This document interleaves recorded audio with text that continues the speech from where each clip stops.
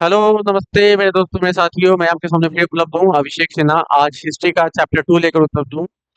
भारत में स्वतंत्र रूप से नए नए राज्यों का उदय, ठीक है, उसको पढ़ाएंगे। और आप लोगों ने मुझे चैप्टर 1 पे बहुत प्यार दिया है, अच्छा लगा।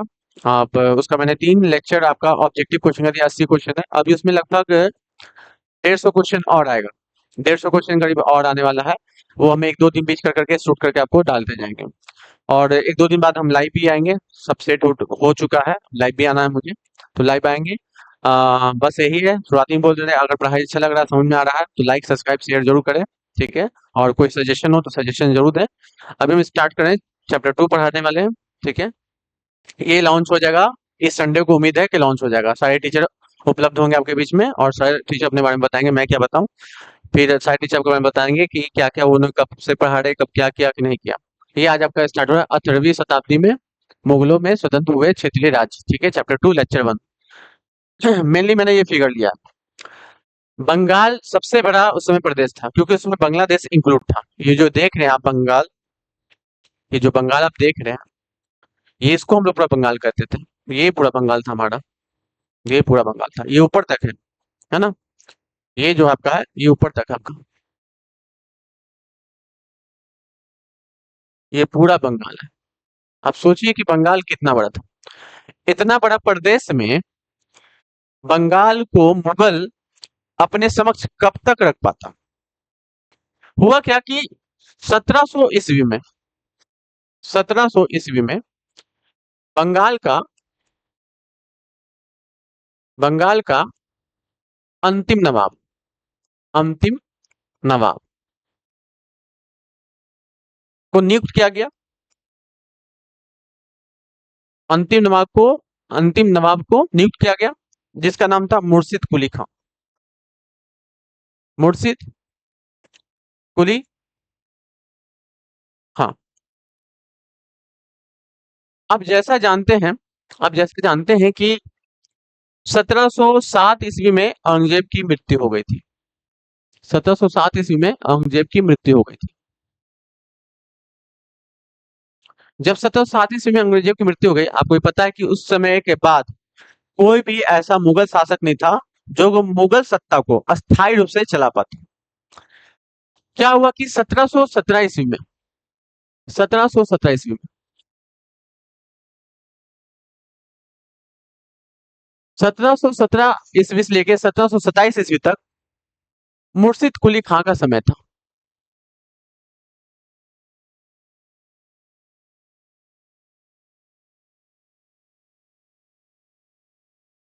मुर्शिद कुली खां का था। 1717 ईस्वी में बंगाल को स्वतंत्र राज्य की घोषणा कर दी। बंगाल को, बंगाल को स्वतंत्र राज्य की घोषणा कर दी। स्वतंत्र राज्य, राज्य को, राज्य की घोषणा कर दी, घोषणा कर दी है। घोषणा करने के बाद बंगाल में बहुत सा चेंज हुआ। इन्होंने, मुर्शिद कुली खान ने, इन्होंने नहीं, मुर्शिद कुली खान ने 1720 में, 1720 में मुर्शिदाबाद नाम शहर स्थापित किया। मुर्शिदाबाद नाम का एक शहर स्थापित किया, मुर्शिदाबाद, मुर्शिदाबाद, मुर्शिदाबाद शहर का स्थापना किया गया। और 1720 ये स्थापना के पहले बंगाल का अगर राजधानी पूछेगा तो 1720 के पहले ढाका था। क्या था? ढाका। बंगाल का राजधानी, राजधानी ढाका था, ढाका, ठीक है। लेकिन 1720 के बाद, 1720 के बाद अब राजधानी क्या हो गया? अब राजधानी हो गया मुर्शिदाबाद, मुर्शिदाबाद। पहला तो ये चेंज हो गया कि पहले बंगाल का जो राजधानी था वो ढाका था। ढाका अभी भी है, आपको पता है, बांग्लादेश में, बांग्लादेश का राजधानी अभी भी ढाका ही है। लेकिन जब भारत पूर्ण रूप से भारत था, मतलब कह सकते हैं अखंड भारत, अखंड भारत था, तो उस समय बंगला, सिर्फ बंगाल का, सिर्फ बंगाल का जो राजधानी था वो ढाका था। 1720 में मुर्शिद कुली खान ने एक नए राज्य का स्थापना किया जिसका नाम था नए राज्य का स्थापना किया जिसका नाम था मुर्शिदाबाद। मुर्शिदा ढाका से तुरंत स्थानांतरित कर दी वो 1722 में स्थानांतरित कर दी राजधानी। 1722 में राजधानी को स्थानांतरित कर दिए। 1722 में ये राजधानी बन गया 1720 के बाद का। हम बता दें डेट आपको 1722 में ही बना था राजधानी। अब एक बार इसका रिवाइज करते हैं फिर हम नेक्स्ट पेज पे चलेंगे। बंगाल का जो अंतिम नवाब था वो थे मुर्शिद कुली खां। मुर्शिद कुली खां कौन थे? मुर्शिद कुली खां। बंगाल का अंतिम नवाब मुर्शिद कुली खां। इनकी नियुक्ति 1700 ईस्वी में औरंगजेब के द्वारा की गई थी। 1700 ईस्वी में औरंगजेब के द्वारा की गई थी। औरंगजेब की मृत्यु होने के पश्चात 1717 में फर्रुखसियार के द्वारा उनको उनको उड़ीसा का भी दीवान बना दिया गया था। और उसके पहले ये अंतिम नवाब हुए थे। अंतिम नवाब नहीं, अंतिम गवर्नर थे। नवाब लिख दिए, अंतिम गवर्नर। नवाब नहीं, अंतिम गवर्नर थे। बंगाल के अंतिम गवर्नर थे। बंगाल के अंतिम गवर्नर थे। और 1717 में फर्रुखसियार क्या किए कि उड़ीसा का भी गवर्नर का जो पदभार था वो उनको सौंप दिया। उसी समय ये स्वतंत्र रूप से क्या किए कि हम भाई स्वतंत्र राज्य की स्थापना करते हैं और स्वतंत्र राज्य की स्थापना किए भी। जो जिसका राजधानी पहले था ढाका, बाद में एक शहर का स्थापना करते हैं 1720 में, उसका नाम है मुर्शिदाबाद। मुर्शिदाबाद को राजधानी बनाते हैं कौन? मुर्शिद कुली खां। वो 1722 में राजधानी बनाते हैं। 1722 में राजधानी बनाते हैं। अब आपको लग रहा होगा कि सर जब स्वतंत्र राज्य का स्थापना हो चुका है तो फिर क्या मुगल को टैक्स यानी कर दिया जाता था या नहीं? कर दिया जाता था। स्वतंत्र राज्य था मतलब शासन उनका अलग था लेकिन टैक्सेस जा रहा था। टैक्सेस जा रहा था। ये टैक्स को बंद किया गया था कब? अलीवर्दी खां बन गया था। टैक्स को बंद किया था अलीवर्दी खां। ठीक है। अभी हमें मुर्शिदाबाद इनके बारे में पढ़ना है। इन्हीं के बारे में पढ़ना। उसके बाद हम बता चुके हैं कि मुर्शिद कुली खां का जो शासनकाल है वो है 1717 से 1727। 1717 से 1727 मुर्शिद कुली खां का। और ये स्वतंत्र राज्य की जो घोषणा करते हैं वो 1717 में ही करते हैं। कब करते हैं? 1717 में ही करते हैं। अब देखिएगा, जब जब ये नवाब बने तो इनके तीन भाई थे। तीन लोग थे, निजात खां, सुजात खां और सीताराम राय। ठीक है। निजात खां, क्या हो गया? निजात खां,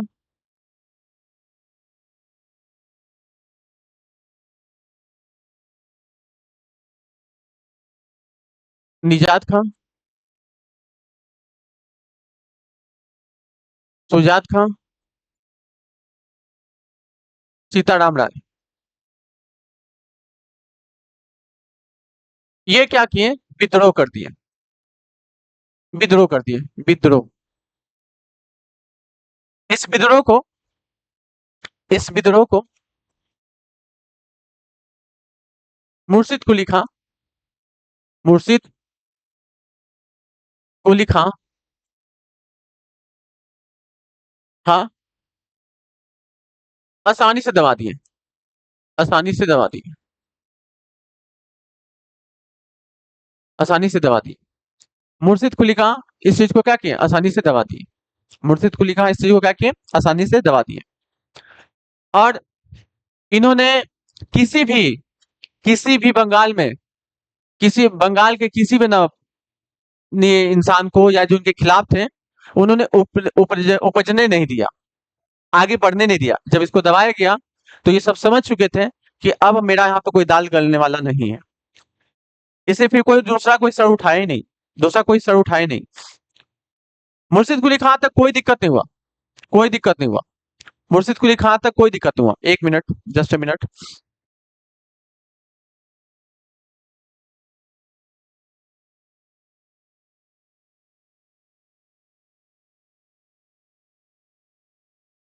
मुर्शिद कुली खां जो है मुर्शिद कुली खां मुर्शिद कुली खां जो है दो प्रथा चलाया। एक प्रथा का नाम था इज्जतदारी प्रथा। मुर्शिद कुली खां किसानों के लिए किसानों के लिए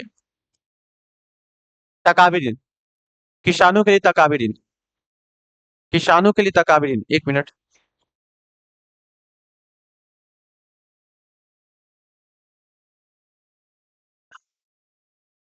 किसानों के लिए तकाबी ऋण, किसानों के लिए तकाबी ऋण, किसानों के लिए तकाबी ऋण। तकाबी ऋण क्यों दिए? तकाबी ऋण सुनिए क्यों दिए। तकाबी ऋण से मतलब ये हुआ कि किसान अगर कर्ज में है तो पैसा तो उसको चाहिए, खेती करने के लिए पैसा चाहिए। तो मुर्शिद कुली कहा कम से कम पैसा ब्याज पर उनको पैसा दिया जाता था कि आप खेती कर सकते हैं, अपना घर का पालन पोषण कर सकते हैं। और एक और चलाया, मुर्शिद कुली खान के द्वारा एक और चीज चलाया गया। मुर्शिद कुली खान, मुर्शिद कुली खान के द्वारा, मुर्शिद कुली खान के द्वारा इज्जतदारी प्रथा, इज्जतदारी प्रथा, इज्जतदारी प्रथा कहिए इसको, या ठेकेदारी प्रथा।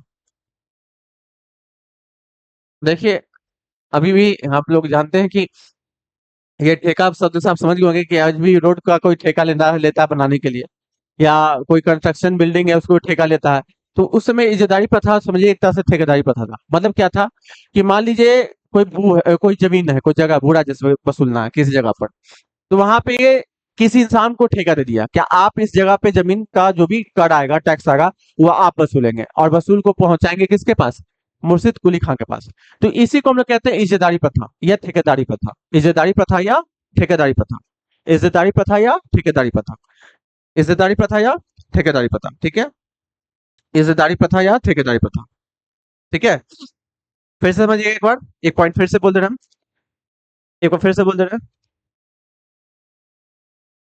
मुर्शिद कुली खान जब नवाब बन गया 1717 में, तो उनके खिलाफ षड्यंत्र रचने के लिए निजात खां, सुजात खां, सीताराम राय विद्रोह किए। इस विद्रोह को मुर्शिद कुली खान जो है आसानी से दबा दिए, आसानी से दबा दिए।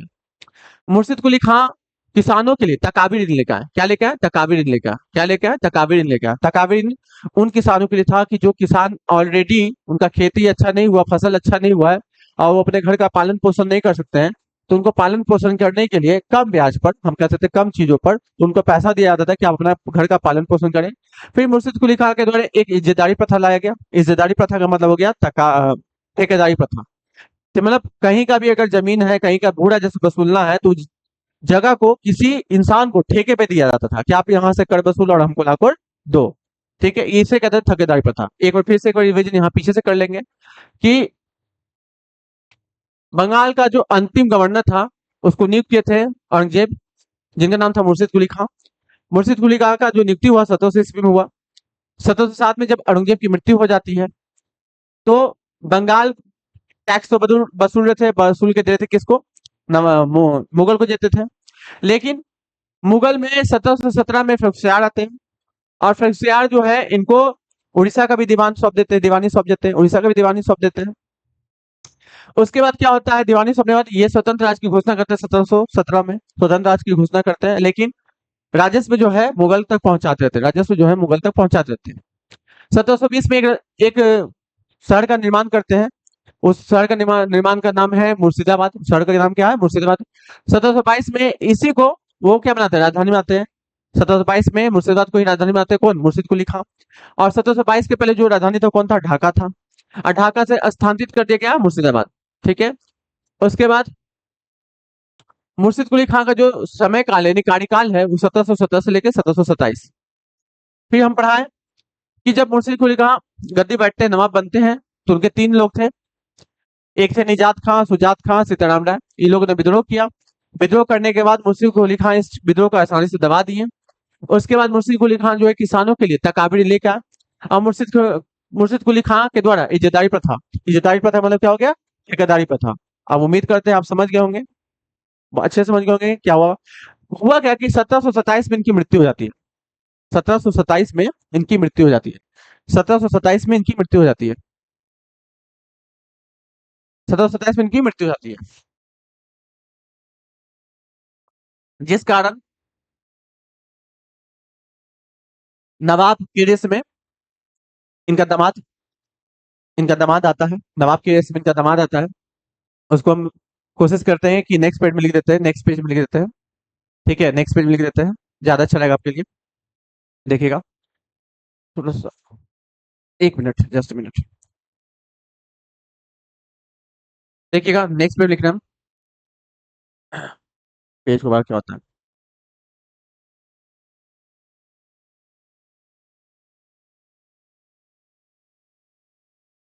सुजाउद्दीन जो इसका दामाद था, सुजाउद्दीन इनका जो दामाद था, सुजाउद्दीन, सुजाउद्दीन, सुजाउद्दीन इनका दामाद था। सुजाउद्दीन, सुजाउद्दीन इनका दामाद था। सुजाउद्दीन क्या था इनका? दामाद था। किसका दामाद था? सुजाउद्दीन किसका दामाद था? सुजाउद्दीन जो था किसका दामाद था? सुजाउद्दीन दामाद था मुर्शिद कुली खां का। मुर्शिद कुली खां, कुली खां का दामाद था। सुजाउद्दीन जो है मुर्शिद कुली खां का दामाद था। सुजाउद्दीन क्या है? मुर्शिद कुली खां का दामाद था।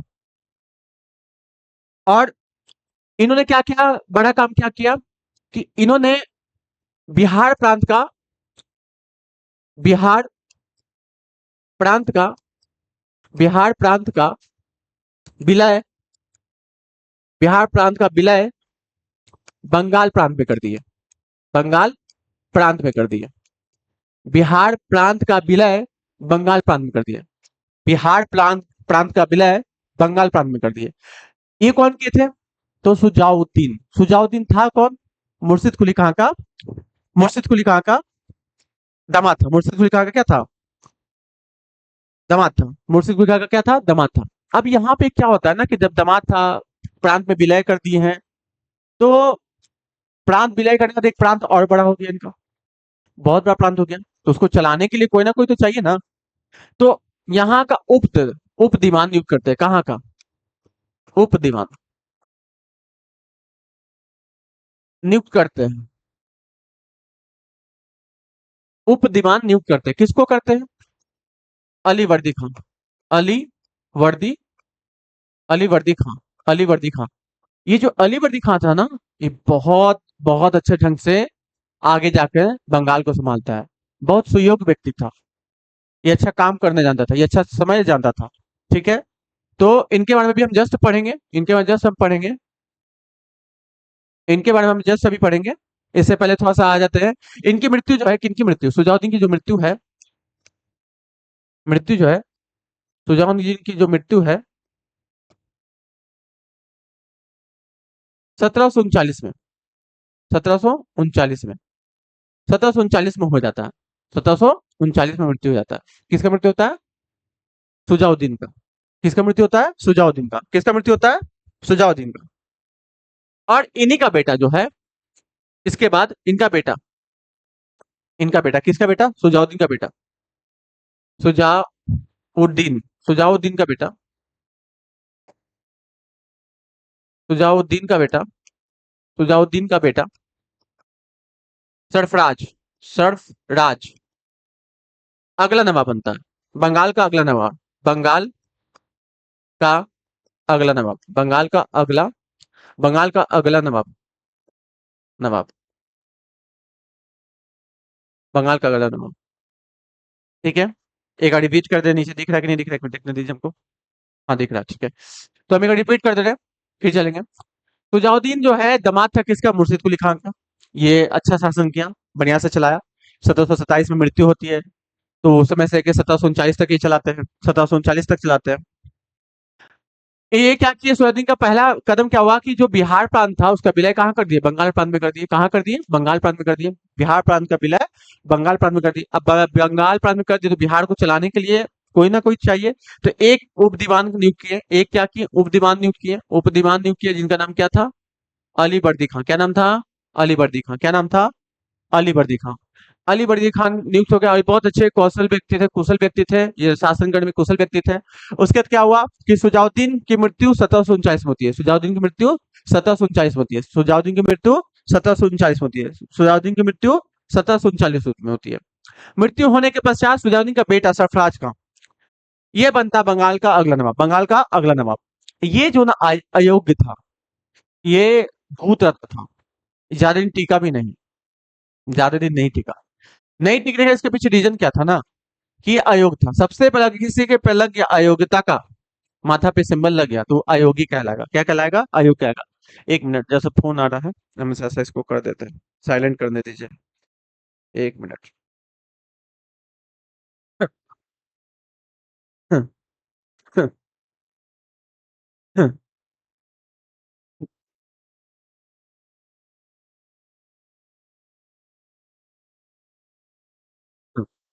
देखिएगा, अगर आपको पढ़ाई समझ में आ रहा, अच्छा लग रहा है, ठीक लग रहा है, आप लाइक सब्सक्राइब शेयर करिए, और थोड़ा वीडियो को तुरंत स्किप मत करिए, पूरा वीडियो देखिए। बहुत मेहनत करना पड़ता है लिखने के लिए। अभी तो हम स्टार्ट किए, तो सिंपल सा टॉपिक है जो बाजार में उपलब्ध है आपके पास। अब इसमें नया चीज लाएंगे हम, जो नेक्स्ट क्लास में शूट होगा। अभी बाकी बहुत सा चीजें पढ़ा बंद नहीं करें क्लासेस, अभी बहुत सा शूट होगा। ठीक है, इसके बारे में अभी हम पढ़ेंगे। अभी मुर्शिद कुली खां के बाद थोड़ा सा और पढ़ेंगे नेक्स्ट क्लास में। अभी हम आपको बस जो बाजार में उपलब्ध है वो दे रहे हैं। ठीक है, अगले क्लास नहीं, कल के क्लास में फिर से आपको पढ़ाएंगे इसके बारे में। ठीक है, इसका हम फिर से पढ़ाएंगे थोड़ा सा अलग। ठीक है, अब क्या हुआ कि सरफराज खां जो अगला नवाब बना, आयोग था, तो इनका युद्ध होता है। युद्ध क्या होता है? युद्ध होता है गिरिया का युद्ध, गिरिया का युद्ध, गिरिया का युद्ध, गिरिया का युद्ध। ये होता है 1740 में। किसके किसके बीच होता है? किसके किसके बीच होता है? ये होता है सरफराज खां, सरफराज खां वर्सेस, वर्सेस या वर्सेस से लिखते हैं तो सभी का डब्ल्यू डी हो रहा है, और अली वर्दी खां के बाद, अली वर्दी खां के बीच, खां के बीच। अब आप खुद बताइएगा, जैसा कौन जीतेगा, क्या लगता है आपको? बताइए कौन जीतेगा, क्या लगता है आपको कौन जीतेगा? किसको जीतना चाहिए? कौन जीतेगा बताइए, किसको जीतना चाहिए? अली वर्दी खान जीतता। कौन जीतता? अली वर्दी खान जीतता, अली वर्दी खान जीतता है, अली वर्दी खान जीतता है, अली वर्दी खान जीतता है।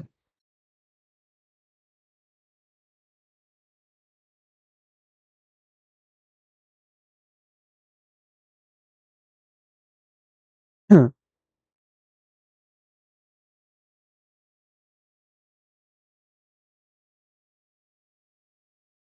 अली वर्दी खान जीतता है। अब शासन होगा अली वर्दी खान का। किसका होगा?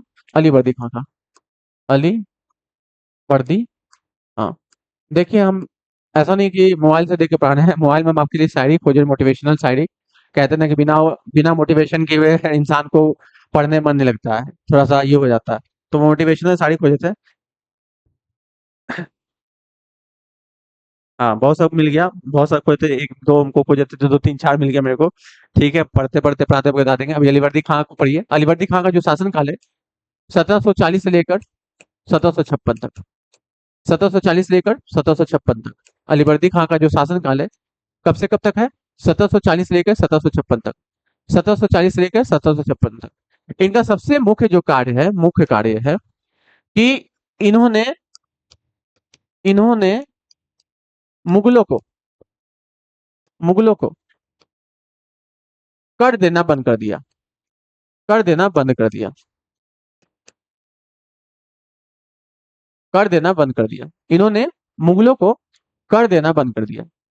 जब कर देना बंद कर दिया, तो इनके पास पैसा था, हो जाएगा, बहुत पैसा हो जाएगा, अच्छा खासा पैसा हो जाएगा। ये पैसा को क्या किया कि बंगाल के बंगाल के जीवनोद्धार, जीवनोद्धार,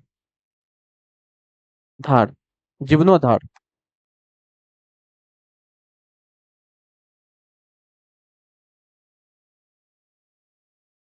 जीवनोद्धार के लिए, जीवनोद्धार के लिए लगाए, लगाया गया,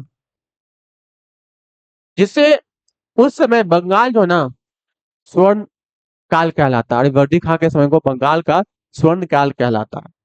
ठीक है, स्वर्ण काल कहलाता है।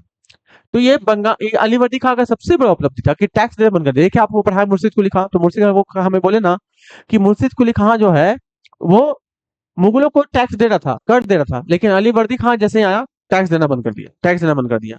अब आपके लिए एक शायरी पढ़ दे रहे हैं, ठीक है, मोबाइल से देख पढ़ रहे हैं। हवाओं के भरोसे मत उड़, हवाओं के भरोसे मत उड़, चट्टानों तूफानों का रुख मोड़ दे, चट्टानों तूफानों का रुख मोड़ देती है। हवाओं के भरोसे मत उड़, चट्टानों तूफानों का रुख मोड़ देती है। अपने पंखों पर भरोसा रख, अपने पंखों पर भरोसा रख, हवाओं के भरोसे तो पतंग उड़ा करती है। बहुत अच्छा लाइन है, बहुत अच्छा लगा भाई। आप आसमानों के जो भरोसे है ना मत उड़िए, हवाओं के भरोसे मत उड़िए। आप अपने आप में इतना कौशल पैदा कर लीजिए, इतना पढ़ाई कर लीजिए कि आपको उसमें कोई हरा नहीं सके। हम बार बार यही बोलते हैं, आप कोई भी सब्जेक्ट को इस प्रकार से पढ़िए कि आपको उसमें कोई हरा नहीं सके। और पढ़ने का एक सबसे अच्छा ढंग बताते हैं, जैसे हम पढ़े। मेरा मानना है कि आप पढ़ाई करें, मान लीजिए ये चीज पढ़ देखिए, आप हम आपको लगता है हम क्यों लिखते हैं इस चीज को, हम ये चीज को क्यों लिखते हैं? मेरे को शौक है, हम चाहे तो पीपीटी बना के पढ़ा सकते हैं, मेरे को मेहनत नहीं लगेगा। लेकिन हम इसलिए लिखते हैं और मेरे को आसान भी पड़ेगा, कुछ अगर भूल भी रहो तो मेरे को मिल जाएगा याद से। लेकिन सबसे अच्छा था कि आप एक बार पढ़ लिए, पढ़ने के बाद इसको अगर खुद से लिख लिए और उसके बाद फिर से एक बार रिविजन कर लिए, आपका दिमाग से कभी डिलीट नहीं होगा, कभी डिलीट नहीं होने वाला आपके दिमाग से। इसी बात पे शायरी लिखा है कि हवाओं के भरोसे मत उड़, हवाओं के भरोसे मत उड़, चट्टाने तूफानों का रुख मोड़ देती है, चट्टाने जो है तूफानों का रुख मोड़ देती हैं। अपने पंखों पर भरोसा रखो, अपने आप पे भरोसा रखिए, अपने खुद पे भरोसा रखिए, क्योंकि हवाओं के भरोसे तो पतंग उड़ा करती है, हवाओं के भरोसे पतंग उड़ा करती है, इसे खुद पे भरोसा रखिए। दूसरे का सहारा लेके क्या जीना? हम आपको पढ़ने टेक्निक नोट्स बनाने का टेक्निक आपको बताएंगे कैसे बनता है नोट्स। हम बहुत सारे नोट्स बनाए हैं और इसको की पॉइंट में बनाते थे हम, की पॉइंट में, ठीक है। अब क्या हुआ कि आज काफी गर्मी लग रहा है क्योंकि बहुत सा लाइट लगा दिया, बहुत सा लाइट, अभी एक लाइट नीचे से बाकी है। अब क्या हुआ कि अलीवर्दी खान ने, जो अंग्रेज है उसकी तुलना मधुमक्खी से करती है, उसकी तुलना किससे करती है? मधुमक्खी से तुलना करती है। उनका मानना था ना कि अगर मधुमक्खी को नहीं छेड़ा जाए तो मधुमक्खी क्या करता है? शहद देता है, अब बहुत मीठा होता है, उसके ऐसा कोई मीठा चीज होता ही नहीं है। अगर लेकिन मधुमक्खी को आप छेड़ देते हैं तो वो आपको काट काट के मार देगा, काट काट के मार देगा। हाथ तो नहीं जा सकता लेकिन मार देगा। उसी तरह ब्रिटिश का था कि अगर ब्रिटिश को आप नहीं छेड़िएगा तो वो आपको बहुत धन दे के जाएगा, बहुत कुछ दे के जाएगा, लेकिन छेड़ दीजिएगा तो बस धड़ के पकड़ के मार देगा। समझ गए? वही बोलना था, इनका मतलब था। अलीवर्दी खान ने स्टेटमेंट दिया था, किसने दिया था? अलीवर्दी खान ने। क्या दिया था फिर से? कि मधुमक्खी जिस प्रकार से, अगर मधुमक्खी को तंग नहीं किया जाए तो वो शहद देगी जो सबसे मीठा होता है। उसी प्रकार से अगर ब्रिटिश को तंग ना किया जाए तो बहुत कुछ देके जाएगा। तंग कर दिया जाएगा तो उनकी मृत्यु निश्चित है, यानी लोगों की मृत्यु निश्चित है, उसको मार दिया जाएगा। क्या कर दिया जाएगा? मार दिया जाएगा। अब क्या हुआ, अलीवर्दी खान ने एक काम और किया कि इन्होंने ब्रिटिश को ब्रिटिश को कलकत्ता का कलकत्ता का शहर का निर्माण 1690 में हो चुका था, जब चाणक्य के द्वारा। कलकत्ता का किलाबंदी किलाबंदी करने से रोका गया। और चंद्र चंद्रनगर का किलाबंदी करने से किसको रोका गया? किलाबंदी करने से किसको रोका गया? किलाबंदी करने से फ्रांसिस को रोका गया, किसको रोका गया? फ्रांसिस को रोका गया। फिर से पढ़ देने, शायद कोना में लिखा है, आपको दिख रहा है? हाँ दिख रहा है। पेन अब चेंज करेंगे, ऊपर ही लिखेंगे हम, देखिएगा। अब पेन ये कहने की अलीवर्दी खां पहला काम किया कि इनका जो कार्यकाल है 1740 से 1756, 1740 से 1756, इनका पहला कार्य कि इन्होंने क्या किया? मुगलों को कर देना बंद कर दिया, उसी पैसा को ये अपने बंगाल के जीर्णोद्धार में लगाना स्टार्ट कर दिए, उसके बाद इनका सबसे बड़ा काम हो गया कि ब्रिटिश को कलकत्ता का किलाबंदी करने से रोक दिया, और और फ्रांसिस को चंद्रनगर का किलाबंदी करने से रोक दिया, अब क्या हुआ कि अलीवर्दी खां पर, अलीवर्दी खां पर मराठों का आक्रमण हो गया। किसका आक्रमण हो गया? मराठों का आक्रमण, मराठों का क्या हो गया? आक्रमण हो गया, मराठों का आक्रमण हो गया। ठीक है, मराठों का क्या हो गया? आक्रमण हो गया। तो मराठा इसमें क्या हो गया? जीत गया। तो उड़ीसा का जो कर वसूली का शक्ति है ना, दे दिया गया मराठा को। उड़ीसा का कर वसूली वसूली मराठा को मिल गया, और 6 लाख रुपया नगद देना स्टार्ट किया। 6 लाख रुपया नगद देना स्टार्ट किया। 6 लाख रुपया नगद देना स्टार्ट किया। 6 लाख रुपया नगद देना स्टार्ट किया। सही से दिख रहा है? नहीं, इस पेड़ में नहीं दिख रहा आपको, दूसरा पेड़ पे। 6 लाख रुपया नगद देना स्टार्ट किया। ठीक है, तो अलीवर्दी खां के समय मराठों ने आक्रमण किया। अलीवर्दी खां के समय मराठों ने आक्रमण किया, और आक्रमण किया, उसके बाद वो जीत गए, बंगाल को जीत गए। तो उस समय दोनों के बीच में संधि हुआ। इस संधि के तहत जो है उड़ीसा का जो कर वसूली है वो मराठों को सब दे गया, और 6 लाख रुपए देना स्वीकार किया। 6 लाख रुपए देना स्वीकार कर दिया। 6 लाख रुपए देना स्वीकार कर दिया गया। ठीक है, आपके एक चीज और पढ़ देते हैं, एक और।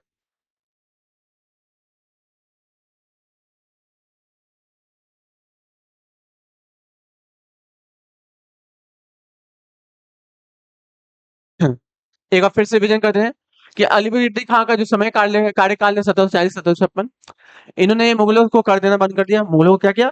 कर देना बंद कर दिया। बंगाल के जब कर देना बंद किए जब कर देना बंद कर दिए जब कर देना बंद कर दिए तो पैसा इनके पास बहुत हो गया। पैसा बहुत होने के बाद ये बंगाल के जीर्णोद्धार के लिए पैसा खर्च करने लगे। इस समय बंगाल को स्वर्ण युग कहा जाता है। बंगाल का स्वर्ण युग कहा जाता है। वे ब्रिटिश को क्या किया? कलकत्ता में किलाबंदी करने से रोके, और चंद्रनगर में किलाबंदी करने से फ्रांसीसी रोके। अलीवर्दी खान के समय मराठा ने आक्रमण किया, और उड़ीसा का उड़ीसा मराठा आक्रमण किया, और मराठा जीत गया। तो उड़ीसा का जो कर वसूलने का जो ये है वो दे दिया किसको? मराठा को, और 6 लाख रुपए देने का स्वीकार किया। नगद 6 रुपए देने का नगद स्वीकार किया।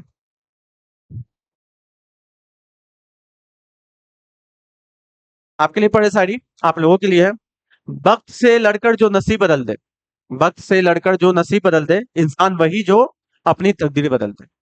जो वक्त से लड़कर जो नसीब बदल दे, इंसान वही जो तकदीर बदल दे। देखो, ये तो लाइनिंग है, लेकिन मोटिवेशन आपको खुद से आना चाहिए। दूसरा कोई मोटिवेट आपको नहीं कर सकता तब तक।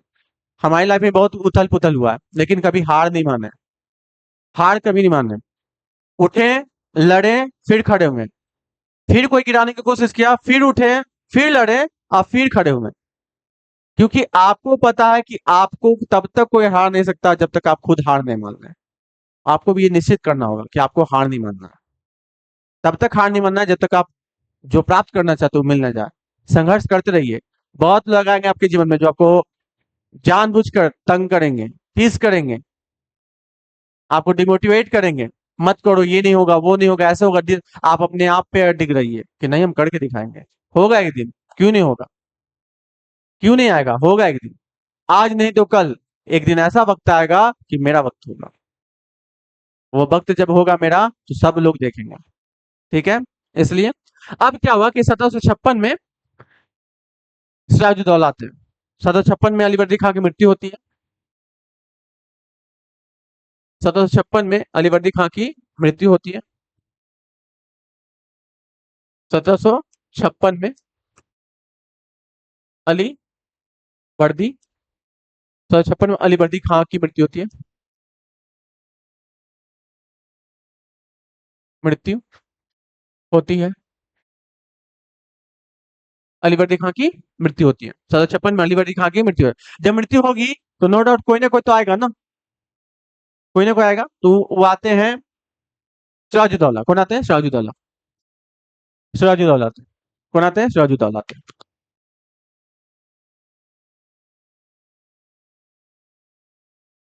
दोस्तों, बोल बोल के पढ़ाना, फिर उसको लिखना थोड़ा सब कम होता है, इसलिए पानी की आवश्यकता होता है हमको। पानी इसलिए पीते हैं काफी ज्यादा हम। ठीक है, बहुत तो बोलता भी है। और प्लीज, हम बीच लाइन बोल रहे हैं, हमको शुरू में बोलना चाहिए था। 12th वाले बच्चे कमेंट कर रहे हैं, ठीक है, आपका जल्दी स्टार्ट करने वाला मैथ। हमको पता है मैथ पढ़ना आपको हमसे। कर रहे हैं स्टार्ट, ठीक है, बहुत जल्द करेंगे। और बाकी जितने कंपटीशन बच्चे हैं आप निश्चिंत रहिए, अभी हम बहुत जल्द बीपीएससी का पीवाईक्यू लेकर आ रहे हैं। बहुत नए ढंग से, नए तरीके से, ज्यादा नहीं, per day 20 question. Per day morning में 20 क्वेश्चन डालेंगे, और आप 20 क्वेश्चन को देखिएगा, उसके साथ एक्सप्लेनेशन रहेगा। 20 क्वेश्चन पर डे, ज्यादा कुछ नहीं करना। हिस्ट्री का 20 क्वेश्चन है। अगर मान लीजिए 500 क्वेश्चन है, एक बात समझिएगा, 500 क्वेश्चन है, तो 20 क्वेश्चन पर से डिवाइड कर दीजिए, लगभग कितना दिन में हो जाएगा? 25 डेज में लगभग 20 क्वेश्चन है, 500 क्वेश्चन है, आप उसको 20 से डिवाइड कर दीजिए, कितना आ गया? 25।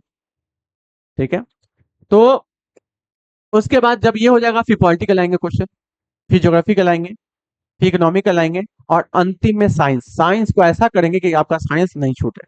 मेरा कोशिश यही रहेगा, जो इस बार एग्जाम में दिया था उस प्रकार से। ऐसे फिजिक्स हम पढ़ाने वाले हैं, पीपीटी बन रहा है मेरा, फिजिक्स स्टार्ट करेंगे जल्दी, बहुत जल्द करेंगे। अलीवर्दी खान की मृत्यु होती है तो इसके बाद अगला नवाब जो है, अगला नवाब वो बनता है सिराजुद्दौला। सिराज उदौला, सिराजुद्दौला, सिराजुद्दौला, सिराजुद्दौला बनता है। ये 1756 से लेके 1757 तक रहते हैं। इन्हीं के बीच में क्योंकि एक प्लासी का युद्ध होता है, अभी पढ़ा रहे जस्ट हम आपको, प्लासी का युद्ध होगा, इन्हीं के समय एक प्लासी का युद्ध होगा। क्या हुआ कि मर गए, तो अलीवर्दी खान मर गए, नया नवाब बन गया सिराजुद्दौला। थोड़ा गर्म मिजाज के थे, बहुत गर्म मिला थे इंसान। हुआ क्या कि जब ब्रिटिश वहां व्यापार कर रहा था, तो ब्रिटिश क्या हुआ, टैक्स नहीं दे रहा था, और किला का किलेबंदी करने की कोशिश किया। ये बात पता चल गया सिराजुद्दौला को, ये गुस्सा हो गया, क्या कि अलीवर्दी खान भाई ये किलाबंदी करने से रोक दिया था, गुस्सा हो गया, गया। और गया जाने के बाद क्या हुआ कि लगभग 146 लोग थे, 146 लोग नहीं लिखे थे, ये लोग तो भारतीय भी हो जाएंगे, ब्रिटिश लोग थे, ब्रिटिश लोग थे, ब्रिटिश लोग थे। इनको एक रूम में बंद कर दिए, एक रूम में, एक कमरा में, लिखिए रूम नहीं, कमरा में बंद कर दिए, कमरा में बंद कर दिए, कमरा में बंद कर दिए। कब कब कब किए, बंद कर दिए, कब किए? तो 20 जून 1756, 20 जून 1756। और इस घटना को क्या कहते हैं? काल कोठरी की घटना, काल कोठरी की घटना, की घटना, काल कोठरी की घटना। उस समय रॉबर्ट क्लाइव कलर के पद पे थे, वहां दक्षिण में थे, और उनको इसका पता चलता है। और उस समय जो सैनिक बच गए, इसमें से मात्र 23 लोग बचे थे। कितने लोग बचे थे? कितने लोग बच गए थे? बच गए थे मात्र 23 लोग, मात्र 23 लोग। अब आप जरा महसूस करिए इस चीज को। एक मेरे स्टूडियो से छोटा रूम है, मेरे स्टूडियो से छोटा रूम है, उसमें कोच कर 146 लोग बच भर दिए गए। आज जब अगला दिन खुला तो नो डाउट भाई ऑक्सीजन मिलेगा नहीं, ऑक्सीजन नहीं मिलेगा तो मृत्यु होना रहेगा, क्योंकि जीने के लिए ऑक्सीजन चाहिए। पानी तो फिर भी इंसान 2 दिन 3 दिन प्यासे रह सकता है, लेकिन पानी, ऑक्सीजन तो चाहिए। 140 रूम में एक रूम में बंद हो गया, तो मृत्यु सबका हो गया। लगभग कितने लोग बचे? 23। 23 लोग में से एक नाम था हॉलवेल। हॉलवेल ने इस बात को बताया, हॉलवेल था एक व्यक्ति था जिसका नाम क्या था? हॉलवेल। हॉलवेल ने इस बात को बताया। और ये जो जब लड़ाई हुआ तो उस समय इनका जो कहते हैं, मतलब ये जो बंद किए गए, तो बंद करने के पश्चात हॉलवेल ने इस घटना को बताया। हॉलवेल ने इस घटना को क्या किया, बताया। रॉबर्ट क्लाइव आते हैं, कौन आते हैं? रॉबर्ट क्लाइव आते हैं, कौन आते हैं? रॉबर्ट क्लाइव आते हैं, कौन आते हैं? रॉबर्ट क्लाइव आते हैं। रॉबर्ट क्लाइव आते हैं और एक युद्ध बनता है, एक युद्ध होता है। ये युद्ध तो नहीं कहेंगे, षड्यंत्र कहेंगे हम। मेरे नजर में षड्यंत्र है, मेरे नजर में क्या है? षड्यंत्र है। प्लासी का युद्ध क्या होता है? प्लासी का युद्ध, रॉबर्ट क्लाइव और सिराजुद्दौला के बीच में प्लासी युद्ध होता है, जिसमें सिराजुद्दौला की हार होती है। हारता बेचारा नहीं है, इसका सेना की शक्ति बहुत ज्यादा थी, और ब्रिटिश सेना थी बहुत कम था, बहुत कम था। अगर ये धोखा नहीं देता ना इसका अपना सेनापति मीर जाफर, तो नहीं होता, ये मरता नहीं। और नवाब भी यही रहता। नवाब भी कौन था? यही रहता। नवाब भी कौन था? यही रहता। ठीक है, तो प्लासी का युद्ध, प्लासी के युद्ध तक हम आपको बता दिए। इसके बाद प्लासी युद्ध कल हम डिटेल में बता देंगे। और ठीक है, ऐसे प्लासी को समझ के मोटा प्लासी युद्ध हुआ, सिराजुद्दौला की हार होती है, मीर जाफर को अगला नवाब बना दिया जाता है। ठीक है, और ब्रिटिश अपने ढंग से उसको कंट्रोल करना स्टार्ट कर देती है। लेकिन इस बार में अब नया टॉपिक, जो नया कंटेंट की बात करते हैं, नया कंटेंट कल अर्ली वर्दी खान वहां से चलेगा, मुर्शिद कुली खान से चलेगा, और सिराजुद्दौला तक आएगा। इससे ज्यादा नहीं इसको पढ़ाने कि आपको भी दिक्कत नहीं हो। बाबू अगर आपको पढ़ाई समझ में आ रहा है, अच्छा लगा, समझ में आ रहा है, तो प्लीज लाइक सब्सक्राइब शेयर जरूर करें, लाइक सब्सक्राइब शेयर जरूर करें। इससे क्या होगा कि थोड़ा मोटिवेट होते हैं, पढ़ाने में अच्छा लगता है, मजा आता है हमको। नहीं तो दिक्कत होता है कि हमको भाई हम इतना मेहनत कर रहे हैं और मेरे प्रति कोई मेहनत नहीं कर रहा। ठीक है, तो आइए एक बार रिविजन करते पूरा कहाँ से इतना पेज पढ़ा दिए। बात होता है कि 1700 ईस्वी में बंगाल में अंतिम गवर्नर नियुक्त होता है जिसका नाम था मुर्शिद कुली खां। इसकी नियुक्ति औरंगजेब के द्वारा की जाती है। 1707 में औरंगजेब की मृत्यु होने के बाद फर्रुखसियार आते हैं और 1717 में उनको उड़ीसा का भी दीवानी सौंप दिया जाता है और 1717 में ही इन्होंने स्वतंत्र राज्य की घोषणा करते हैं। और बंगाल उस समय का बंगाल का जो राजधानी था ढाका था। 1720 में मुर्शिद कुली खां एक मुर्शिदाबाद शहर का नाम स्थापना करते हैं, शहर का नाम स्थापना करते हैं। और 1722 में ढाका से राजधानी स्थानांतरित कर कहाँ लाते हैं, मुर्शिदाबाद में ले आते हैं। उसके बाद मुर्शिद कुली खां का कार्यकाल क्या था, मुर्शिद कुली खां का कार्यकाल क्या था, 1717 से 1727। उसके क्या होता है कि निजात जब नवाब बनते हैं तो निजात खां, सुजात खां, निजात खां, सुजात खां, निजात खां, सुजात खां और सीताराम राय ये विद्रोह कर देते हैं। इस विद्रोह को मुर्शिद कुली खां आराम से दबा देते हैं, आराम से दबा देते हैं। मुर्शिद कुली खां का किसानों के लिए तकाबरी लेकर आते हैं और मुर्शिद कुली खां जो है के द्वारा इजादारी प्रथा में ठेकेदारी प्रथा लेके आते हैं। उसके बाद आते हैं कौन, सुजाउद्दीन, ये इनका मुर्शिद कुली खां का दामाद था। ये एक बहुत अच्छा काम करते कि बिहार प्रांत को विलय करते किस में, बंगाल प्रांत में। तो बिहार को चलाने के लिए एक उपदीवान का नियुक्त करते जिसका नाम क्या था, अलीवर्दी खां। ये एक सुयोग्य व्यक्ति थे। सुजाउद्दीन की मृत्यु 1739 में होता है। सुजाउद्दीन का बेटा जो सरफराज है वो बनता है अगला नवाब। अब दो के बीच में लड़ाई होता है, गिरिया के युद्ध, गिरिया के युद्ध 1740, गिरिया के युद्ध 1740, गिरिया के युद्ध 1740, गिरिया के युद्ध 1740। सरफराज खां और अलीवर्दी खां के बीच युद्ध होता है। ठीक है, गिरिया का युद्ध होता है और अलीवर्दी खां इसमें जीत जाता है, सरफराज खां की मृत्यु हो जाती है। अलीवर्दी खां का जो कार्यकाल है 1740 से 1756, 1740 से 1756 इन्होंने मुगलों को कर देना बंद कर दिया और जो पैसा बचा बंगाल के जीर्णोद्धार के लिए, कार्यकाल के लिए बनाया। और इस समय मुगल को क्या मतलब इसको क्या कहा जाता है, इनको क्या कहता है, स्वर्ण युग कहा था इनके समय को। ब्रिटिश को किलाबंदी करने से रोका गया कलकत्ता में और चंद्रनगर को फ्रांसीसी किलाबंदी करने को रोका गया। इस इन्हीं के समय अलीवर्दी खां के समय में ही मराठों का क्या हुआ, आक्रमण हुआ। मराठों का क्या हुआ, आक्रमण हो गया। मराठों का क्या हुआ, आक्रमण हुआ। हम इसको लिखते हैं, पहनते हैं। मराठों का क्या हो गया, आक्रमण हो गया। मराठों का आक्रमण, आक्रमण हुआ तो जीत गए कौन, जीत गए, जीत गए कौन, मराठा जीत गए, मराठा जीत गए।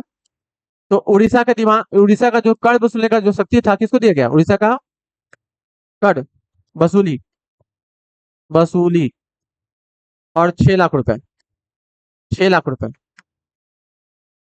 किसको दिया गया, मराठों को दिया गया। ठीक है, 6 लाख मराठों को दिया गया। फिर आते हैं 1756 में अलीवर्दी खां की मृत्यु हो जाती है। इनके बाद इनका जो अगला नवाब बनता है कौन, सिराजुद्दौला बनता है, सिराजुद्दौला बनता है। और इनका कार्यकाल 1756 से 1757 तक। ये क्या करते हैं कि 140 बेटे को एक रूम में कमरा में बंद कर देते हैं जिसमें से मात्र 2300 बचते हैं। 2300 में एक व्यक्ति था जिसका नाम हॉलबेल था। ये घटना बताते हैं और उस समय ये जो घटना हुआ था वो 20 जून 1756 को हुआ था। और इस घटना को कहते हैं कालकोठी की घटना। क्या कहते हैं, कालकोठी की घटना कहते हैं। फिर रॉबर्ट क्लाइव आते हैं दक्षिण से और इनके साथ युद्ध होता है जिसका नाम है प्लासी का युद्ध। क्या नाम है, प्लासी युद्ध। प्लासी युद्ध में क्या होता है, इनकी हार जाती है। किनकी हार होती है, सिराजुद्दौला का हार जाता है, ब्रिटिश जीत जाता है। यहीं से ब्रिटिश का प्रभुत्व बढ़ता चला जाता है, प्रभुत्व बढ़ता जाता है। तो अगर आपको पढ़ाई समझ में आ रहा है, अच्छा लग रहा है, ठीक है, तो लाइक सब्सक्राइब सपोर्ट जरूर करें, कमेंट जरूर करें। ठीक है, इससे थोड़ा अच्छा लगता है, मेहनत करने में मजा आता है। ठीक है, ठीक है, thank you so much, good night, कल मिलते हैं।